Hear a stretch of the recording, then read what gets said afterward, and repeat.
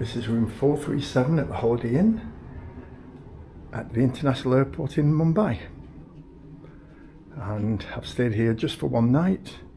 It's pretty well a typical Holiday Inn, to be honest. A little desk to work. Strobing light over there for some bizarre reason. Very comfortable bed, to be fair. Little chaise lounge thing there. And a table. Phone, also a phone by the desk. Nice sized TV. I've not actually tried it, but I presume it works okay. And a little kettle, free water. Mini bar, but it's chargeable.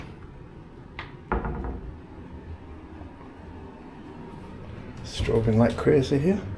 Little safe. Ironing board and iron. Slippers. And a strawberry bathroom with a really big shower, good quality body wash, conditioner and shampoo. Me and my boxers.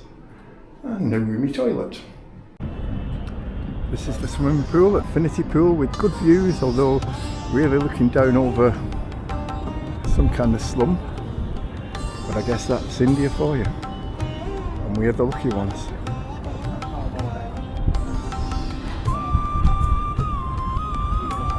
Beautiful pool though, and very clean.